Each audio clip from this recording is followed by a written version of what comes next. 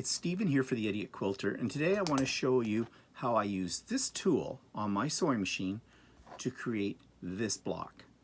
And these blocks put together are going to make a quilt eventually. It's a design I'm working on right now. This is my own pattern. It's not a very complicated pattern. In fact, I'm not sure what this is going to look like when it's finally finished because I'm still in the process of developing it. But I saw a Janome video showing you how to use this little add-on accessory for your sewing machine. This is what they call a circular sewing attachment. Comes in a package like this, and there's one of these that will fit every Janome machine. You can probably get something like this for other sewing machines as well, but since I'm a Janome user, I'm going to be talking about using this particular one with my Janome 15000. I'm going to show you how to install it, and then I'm going to show you how I use it to make this block. And my idea here is to make a whole quilt of these blocks. And I will do another video showing you the process of that as well.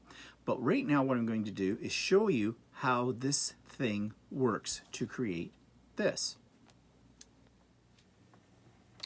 Okay, so essentially what this little item does, the circular sewing attachment, it allows you to sew perfect circles on whatever you're doing. And there's a lot of, you can use a lot of your decorative stitches for this, and you can do a lot of really cool designs. But what I'm going to concentrate on is how to do basically a simple circle and then finish that circle off using a satin stitch. But before I do any of that, I'm going to show you how to install this little device. Now, as I said, this is called the Circular Sewing Attachment. And this one is for the Easy Set bobbin models. What does Easy Set bobbin models mean? It's a top-loading bobbin, and basically that's what Janome calls it, the Easy Set bobbin. Now you want to make sure you get the right one for the right machine because they don't all fit universal. And as I said before, I'm doing this for a Janome machine. If you have a different machine, you want to check with your dealer. I'm sure they have something like this. Now, this little sucker has several little parts. Now you see this little black part here, looks like a little top hat. That is the protective cover for a very, very sharp needle, and you'll see how we use that in a minute. So don't lose this piece. Keep it on that point at all times. There's also in the kit a screw, which holds this little tool down. So you see I've taken off my cover plate right here and exposed my bobbin, and there's a little square plate right here, and that drops right down into the bobbin hole. So we just put it down there, and you see it just drops in just like that. Now on this end there's a screw hole. Let me get my hands away. There's a little screw hole, and it lines up with the screw in your plate. The plate I'm using in this is the zigzag plate. I need that in order to use the zigzag stitch, which I'm going to use in a few minutes.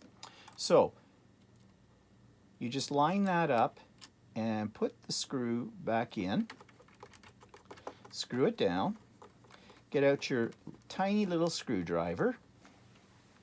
Where's mine? It's right here. And just tighten this. Okay, and that's all there is to installing it. Now, along this piece, there are some numbers, some in inches, some in centimeters. And this is where you basically figure out the radius of the circle you want to create. And the radius of the circle goes from this little needle part, so that's your center of your circle, to the center of your needle. That's the outside edge. And sort of like an old style record player, even if you're from that generation that knows what I'm talking about, this is your spindle right here that the record sits on, and it goes around. So what we need to do next is to decide how big the circle we want should be. Now, I already know that I want it a certain width, and I know the markings on here, which I know you can't see on the camera, but you figure this out for yourself. Align this with a mark on the little ruler part of this, and then this little steel plate right here, you just push that up and it locks that in place. Now it's important you get that pushed right up firmly, because I have had it slip out on me and then your circle all goes wonky. One thing I'll say about this particular tool designed by Janome, that's one thing I don't like, is the locking mechanism. It's very unreliable. So you just have to watch it, because sometimes the vibration of your sewing machine, as you'll see in a minute, can loosen that, and if you're not watching carefully, you'll end up with a wonky circle. So that's all there is to setting it up. Now, the next thing I'm going to show you is how I make that circle in a square block using this device. So I have to have my machine set up in a certain way. I've already mentioned that I have the zigzag plate in. Don't put in your straight needle plate because you are going to be using a decorative stitch, so you need your zigzag plate. There are two rounds of sewing I'm going to do. The first one is just to do a simple straight line stitch, which will create my initial circle. And the second one will be a zigzag stitch, which will give me the satin stitch on this. And again, that's why we have to have the zigzag plate in. Now, you are not limited to doing a satin stitch. You could do a blanket stitch. You could just do straight stitching around, whatever you want. But for this demonstration, and for what I'm doing, I'm going to show you how to use the straight stitch first and then the zigzag. So let me get my materials and I'll come back. Okay, so for my quilt, to make things really easy, I have a whole lot of charm packs like this, 5-inch squares. This happens to be Stonehenge Gradation Chips by Northcott. And that's what I'm using for this particular quilt. You need 2 5-inch squares. Now you could do this as 6-inch squares, 6.5-inch squares. It's all up to you. I've just decided for the sake of simplicity, why not use pre-cuts for it? But you don't have to use pre-cuts. So you'll need 2 of these, and you put them right sides up. So I have 3 layers essentially here. You do need stabilizer. This is a tearaway stabilizer cut as a 5-inch square. So that's my first layer. I lay that down. And then I have 2 of these charm squares. And I'm just going to put them both with the right sides up. I'm just going to, oops, I'm off camera. I'm just going to put one on top of the other. That's the right side of that one. This is the right side of this one. Usually we would do it the other way. We would put right sides together, but not in this case. Now, before I make this little sandwich up, I want to spray starch these squares and spray starch them well. You want your squares to be very, very stiff. Reason being is, as this is going around on this device, your fabric could bunch up and you don't want to do that. So, best press, I've tried, does not work. It needs to be an actual spray starch, and I have already done that to these 2 pieces.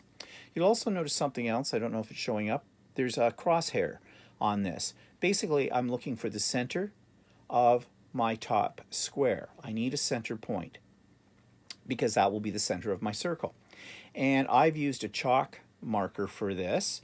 You do want to use something that's going to come out of your quilt. So I wouldn't use a pencil with it. I'd use a chalk marker or one of those friction pens or whatever that disappear when your heat hits it. Whatever you use, you're looking for the center point. And it's really easy on a 5-inch square. I just measured over 2.5 inches. I used a 6-inch square ruler, found the 2.5-inch marked line, put it up against this one side, drew my line, rotated this 90 degrees, and did the same thing, and I got my crosshairs. So no problem.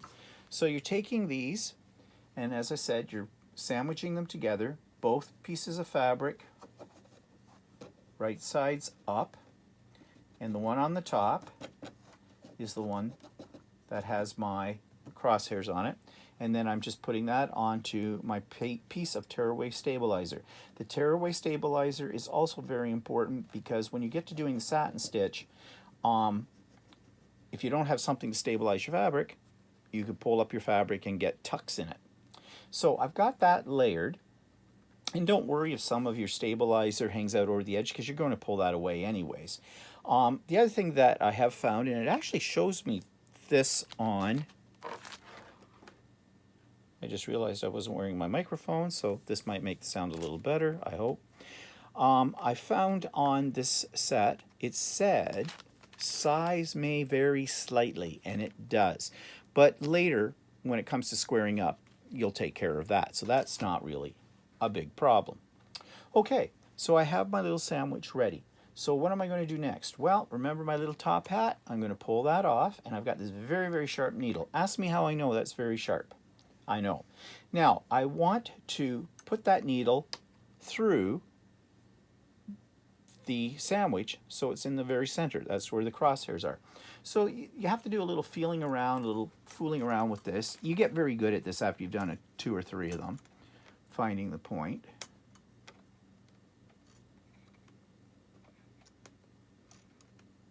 Okay, there we go.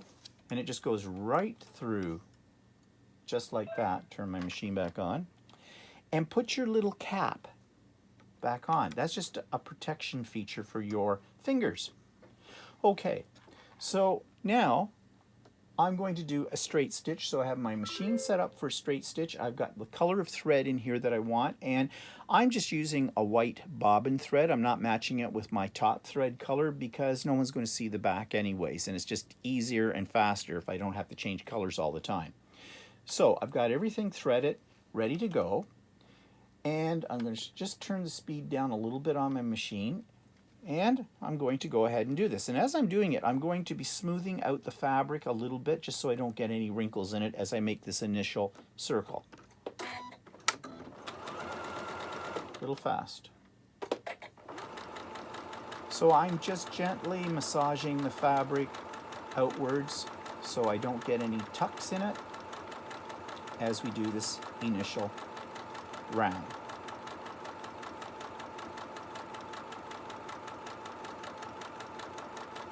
Okay, that's all I need. So I'm cutting my thread at this point, and I hope you can see this okay. I think you can. All right, now I'm leaving it on the sewing machine, but I'm going to take my applique scissors, these ones, the duckbill scissors, and I'm going to cut the top layer fabric, just the top, not the bottom layer, just the top, and I'm going to cut it away, and I'm going to cut it around that stitch line.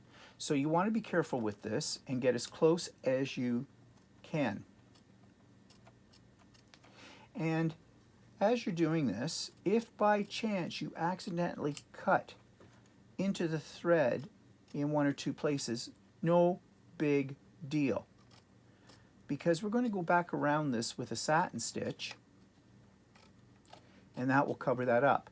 But you do want to get your cutting as close to that thread line as you possibly can, because the satin stitch is only so wide, although you can adjust it on your machine to suit your purposes, but you want it so it's going to cover up these raw edges that I'm now creating as I cut next to this line.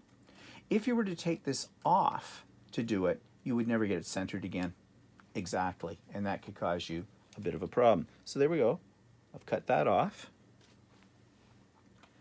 I'm just going to move my thread out of the way.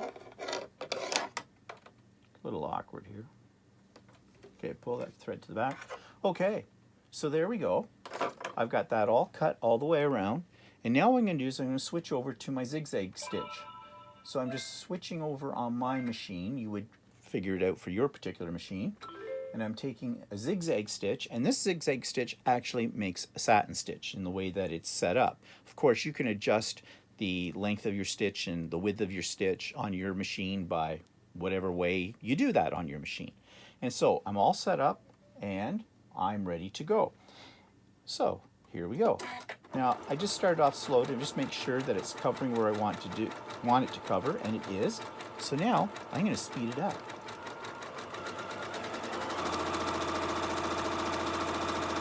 Look, Mom, no hands. Because of that little spindle part, it will turn itself around, and that's what it's doing. Now you do want to make sure your little cap stays in place, and it should. You'll notice there's a fair amount of vibration, and that's what I was saying before. That vibration could unlock your bar. So what I usually do is I make sure before I start the next one that bar is locked and I've got my slider in the right position. So we're just about done here. These don't take very long. A lot easier than having to sew curves yourself manually. And if you cut this up into 4 pieces, you can make a drunken path type of quilt. So we're almost at the end. When we come to the end, we're going to let it overlap just a couple of stitches, and then I'm going to tie it off.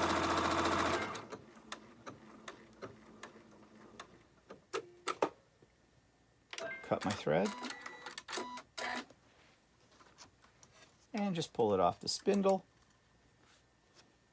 And there we have it. Got a loose thread there I'll have to cut off, but there, simple as that. Now, what I can do at this point is, on the back, I said it was tearaway, so I can just very easily tear all of that off, and the center piece will come out too. I haven't got my scissors handy. Just get that started. There we go. You see how easy that comes off? It's just the regular weight of tearaway. And there we are. Now the crosshair marks will easily wipe off because it's just chalk. And I have my block done. Now I'm going to make a series of these blocks, and I'm going to use these as the foundation for my next quilt. So that's how you use the circular sewing attachment. This one's for Janome, but as I said, you can buy them for other machines as well. And you can have a lot of fun with this. This is just one way to use it. So I hope you found this tutorial helpful. And in a little bit of time, I will be putting together another video showing you what I did with all of these and how the final product turned out. Thanks for watching. We'll see you again. Bye-bye.